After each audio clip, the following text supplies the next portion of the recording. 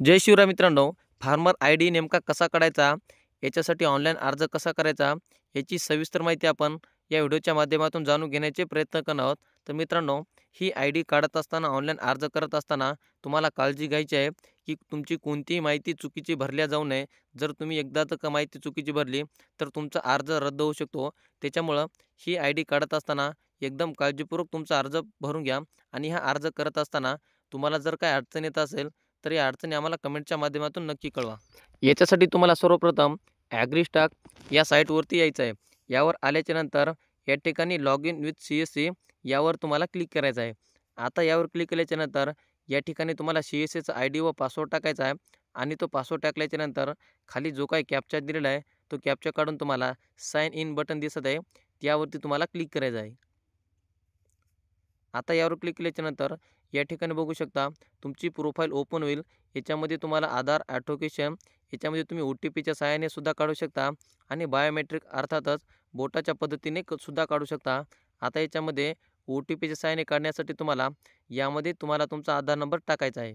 हा आधार नंबर टाकल्याच्यानंतर तुम्हाला बाजूला क्लिक करायचं आहे. बाजूला क्लिक केल्याच्यानंतर तुमच्या आधार कार्डाला जो काही मोबाईल नंबर लिंक आहे तर त्या मोबाईल नंबरवरती एक 6 अंकी OTP पाठवला जाईल. तर तो आलेला OTP तुम्हाला यामध्ये टाकायचा आहे. हा OTP टाकल्याच्यानंतर लगेच तुम्हाला खाली व्हेरीफाय हा बटन दिलेला आहे, तर त्यावरती तुम्हाला क्लिक करायचं आहे. आता यावर क्लिक केल्याच्यानंतर खाली परत तुम्हाला कॉन्टॅक्ट डिटेल्समध्ये तुमचा मोबाईल नंबर विचारला जाईल. तर यामध्ये आपला मोबाईल नंबर टाकायचा आहे. हा मोबाईल नंबर टाकल्याच्यानंतर परत तुम्हाला बाजूला क्लिक करायचं आहे आणि यावर क्लिक केल्याच्यानंतर परत तुमच्या मोबाईल नंबरवरती एक 6 अंकी OTP पाठवला जाईल. तर तो आलेला OTP तुम्हाला जशाला तसा यामध्ये टाकायचा आहे. हा OTP टाकल्याच्यानंतर परत तुम्हाला व्हेरीफाय याच्यावरती क्लिक करायचं आहे. आता यावर क्लिक केल्याच्यानंतर खाली तुम्हाला तुमची पूर्ण माहिती विचारली जाईल. याच्यामध्ये तुमचं नाव, गाव, त्याच्यानंतर पत्ता, तसेच तुमची कास्ट कोणती आहे, तर ही संपूर्ण माहिती तुम्हाला या ठिकाणी टाकायची आहे.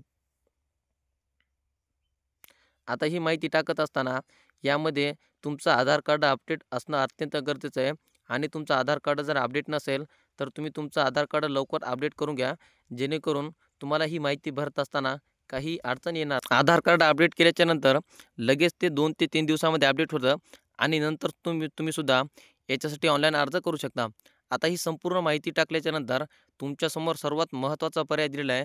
तो मध्ये यामध्ये बघू शकता तुमचं लँड अर्थातच तुमच्या जमिनीची माहिती. आता यामध्ये जमिनीची माहिती टाकत असताना तुम्हाला पूर्ण काळजी घ्यायची की कोणताही गट नंबर चुकू नये, त्याच्यानंतर तुमचं त्यामध्ये नाव चुकू नये. ही संपूर्ण माहिती तुम्हाला या ठिकाणी टाकायची आहे. आता याच्यामध्ये तुम्हाला फेच लँड डिटेल्स यावरती क्लिक करायचं आहे.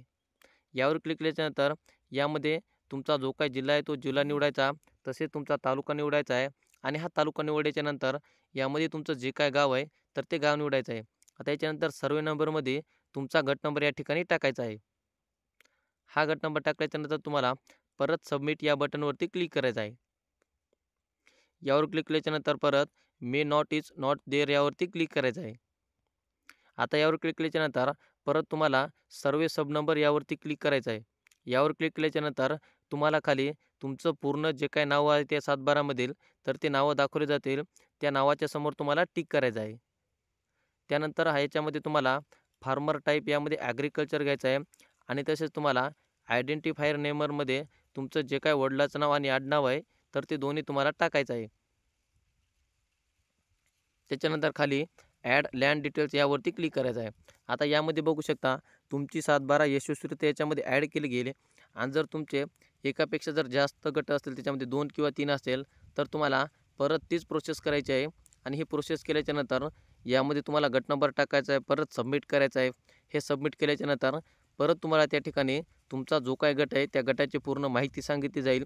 आणि ही माहिती दाखवल्याच्यानंतर त्यामध्ये तुमचं किती नाव आहे, तुमचा गट नंबर किती आहे, त्याच्यानंतर क्षेत्र किती आहे, तर ही संपूर्ण माहिती टाकल्याच्यानंतर परत तुम्हाला यावरती क्लिक करून सबमिट या बटनवरती क्लिक करायचं आहे. आता याच्यामध्ये लँड डिटेल्समध्ये टाकत असताना सुद्धा ॲग्रिकल्चरच करायचं आहे. जर तुम्ही नॉन ॲग्रिकल्चर केलं तर तुमचा अर्ज या ठिकाणी रद्द होऊ शकतो. आता यामध्ये 2 गट असल्यामुळे मी 2 गट टाकले. जर तुमचे 3 गट असतील किंवा 4 गट असतील तर जेवढे काही गट असतील तर प्रत्येक गटासाठी तुम्हाला ही प्रोसेस पूर्ण करायची आहे.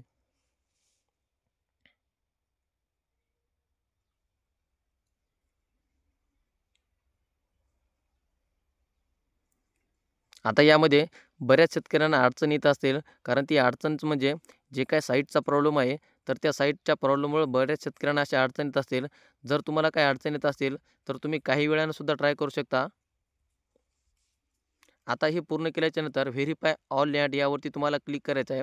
तसेच डिपार्टमेंट अप्रूव्हलला रिन्यू यावरती क्लिक करायचं आहे आणि ज्या काही अटी शर्ती असेल, तर त्याला तुम्हाला क्लिक करायचं आहे. आता यावर क्लिक केल्याच्यानंतर पूर्ण माहिती तुम्हाला वाचायची आहे आणि पूर्ण माहिती जर बरोबर असेल, तर पुन्हा खाली यायचं आहे आणि या ठिकाणी सेव्ह या बटनवरती क्लिक करायचं आहे. आता यावर क्लिक केल्याच्यानंतर प्रोसेस टू ई साइन यावरती तुम्हाला परत क्लिक करायचं आहे. यावर क्लिक केल्याच्यानंतर यामध्ये तुमचा जो काही आधार नंबर आहे, तो यामध्ये आधार नंबर टाकायचा आहे. हा आधार नंबर टाकल्याच्यानंतर परत तुमचा जो काही आधार नंबर आहे, तर त्यावरती एक ओ-टी-पी पाठवला जाईल.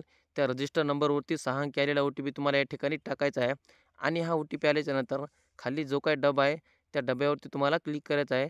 परत सबमिट या बटनवरती क्लिक करायचं आहे. आता यावर क्लिक केल्याच्यानंतर या ठिकाणी बघू शकता तुमचा अर्ज यशस्वीरित्या झाला आहे. तुम्हाला टोकन नंबरसुद्धा या ठिकाणी दिलेला आहे. यामध्ये तुम्ही डाउनलोड PDF सुद्धा करू शकता किंवा तुम्ही प्रिंटसुद्धा काढू शकता. तर मित्रांनो, अशा प्रकारे तुम्ही तुमची फार्मर आय-डी काढू शकता. आता ही फार्मर आय-डी काढत असताना जर तुम्हाला काही अडचण येत असेल, तर आम्हाला कमेंटच्या माध्यमातून नक्की कळवा आणि सर्वात महत्त्वाचं म्हणजे आमच्या चॅनलवर जर नवीन असाल, तर चॅनलला एकदा नक्की सबस्क्राईब करून ठेवा. कारण अशाच प्रकारच्या संपूर्ण योजना व त्याची माहिती तुमच्यापर्यंत पोहोचत राहील.